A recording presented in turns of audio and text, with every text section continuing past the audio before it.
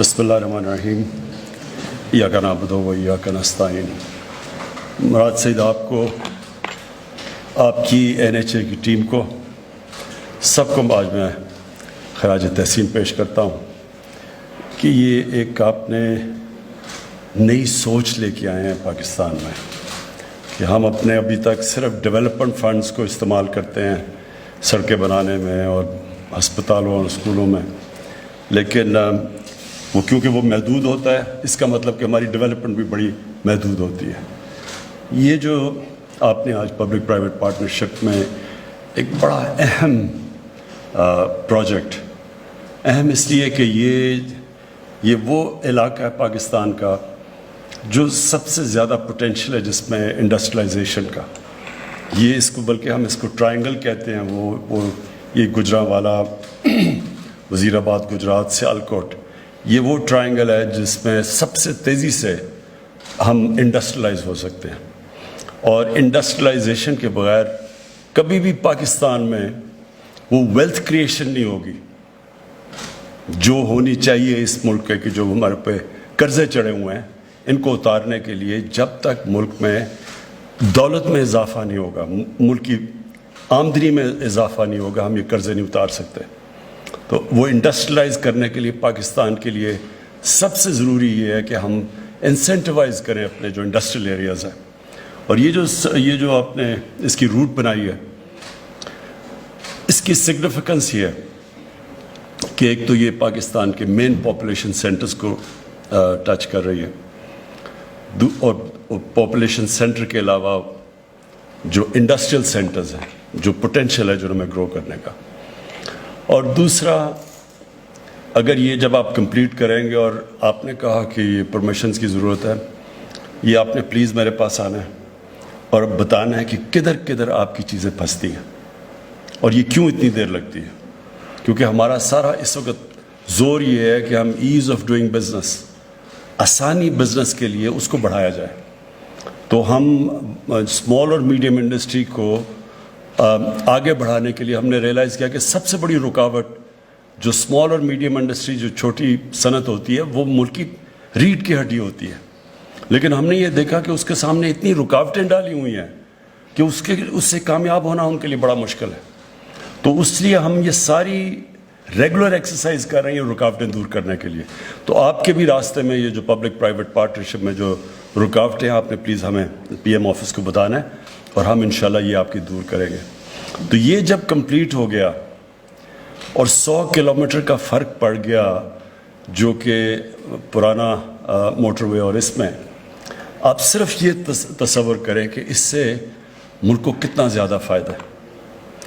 100 kilometre extra گاڑیوں کے جانے کا مطلب کہ ہر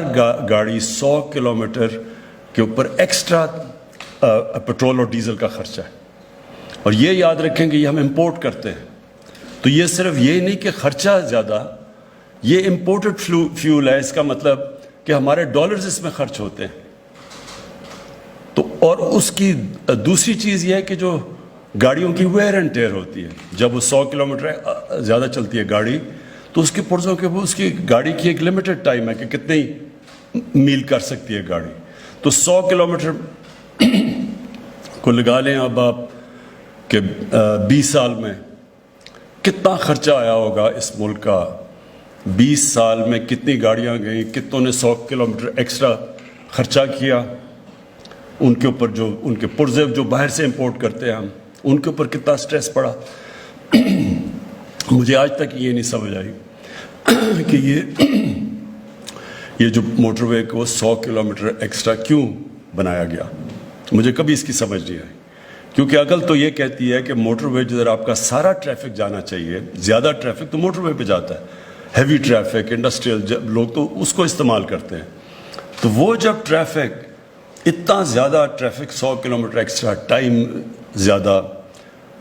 فارن ایکسچینج کا خرچہ، پیٹرول کا خرچہ، ویسے بھی جو آدمی کی جیب سے ایکسٹرا پیسہ جا رہا ہے، اس کی مجھے کبھی سمجھ نہیں آئی۔ تو یہ وہ جو غلطی کی گئی تھی، کیونکہ اصل میں تو یہاں موٹر وے بننا چاہیے تھا، ادھر ڈیول کیریج وے بنا دیتے، 2 سڑکیں بنا دیتے، لیکن موٹر وے بنانا وہاں یہ ملک کو یہ کبھی اس کی صحیح معنی میں اس کو اسیس کیا جائے کہ کتنا ہمیں نقصان ہوا ہے اب تک. اور یہ وہ اب انشاءاللہ 2 سال میں آپ نے ٹائم دیا ہے کہ پہلا فیز، اور انشاءاللہ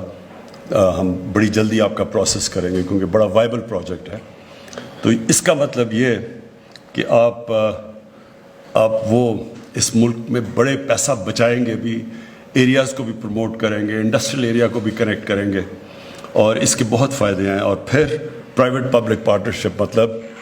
کہ ہمارا جو ڈیولپمنٹ فنڈ ہے وہ ہم پھر بھی بچا لیں گے، ہم پرائیویٹ کیپٹل لے کے آئیں گے اس پروجیکٹ کو بنانے کے لیے. اس کا مطلب کہ جو ہمارے پاس ڈیولپمنٹ فنڈز ہیں وہ اور جگہ استعمال کر سکتے ہیں. جو آپ نے ایک اور بھی بڑی اچھی بات کہی کہ کمپیٹیٹیو بیڈنگ کی وجہ سے 12 ارب کا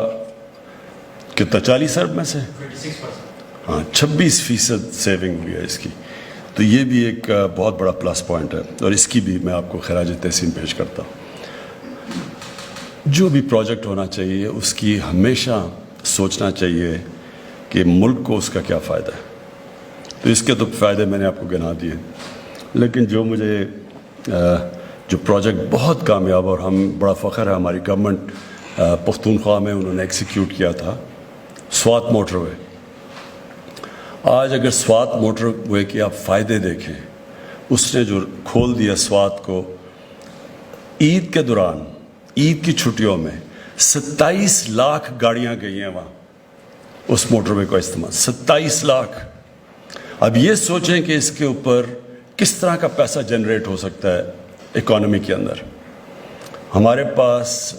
جو آبادی ہے ہماری 22 کروڑ، اس کو ہم فائدے میں بھی کنورٹ کر سکتے ہیں. یہ بوجھ نہیں بننا چاہیے اس آبادی کو. یہ اگر ہم عقل سے کام لیں تو یہی آبادی ہمارا فائدہ کروا سکتی ہے. اور یہ جو پبلک پرائیویٹ پارٹنرشپ وہ تب آتے ہیں جب ٹریفک اتنا ہو، تب وہ پرائیویٹ انویسٹمنٹ آتی ہے اس کے اندر. تو ہمارے پاس تو 22 کروڑ لوگ ہیں، ہم تو بڑی ایریاز چن سکتے ہیں جدھر ہمیں اپنے ڈیولپمنٹ فنڈز بچانے چاہیے اور ہمیں پرائیویٹ کیپٹل لانا چاہیے. اور ابھی تو شروع ہوا ہے یہ. اس کو دیکھ کے آپ انشاءاللہ دیکھیں گے کہ اور بھی پرائیویٹ انویسٹمنٹ آئے گی اس کے اندر. میں جو آپ نے اگلے پروجیکٹس کی بات کی، پاکستان کے اندر جو ٹورزم ہے یہ ایک اتنا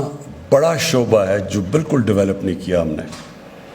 اور اس میں جو ابھی تک تو صرف ڈومیسٹک ٹورزم ہمیں نظر آ رہی ہے. تو جو آپ نے اگلے پروجیکٹس بتائے، سوات موٹر کو دیر پہ لے کے جانے کا، پھر دیر سے آگے چترال اور وہ کنیکٹ کرنا گلگت، اگر یہ موٹر وے بن گیا تو اس کے بعد آپ دیکھیں کہ پاکستان میں ایک تو جو اس سے ویلتھ کریشن ہوگی، باہر سے ٹورزم آئے گی. باہر سے ٹورزم کا مطلب کہ ڈالرز آئیں گے پاکستان میں. ہمارا اس وقت سب سے بڑا مسئلہ یہ ہے کہ ہم نے اپنی ایکسپورٹس کے اوپر توجہ نہیں دی.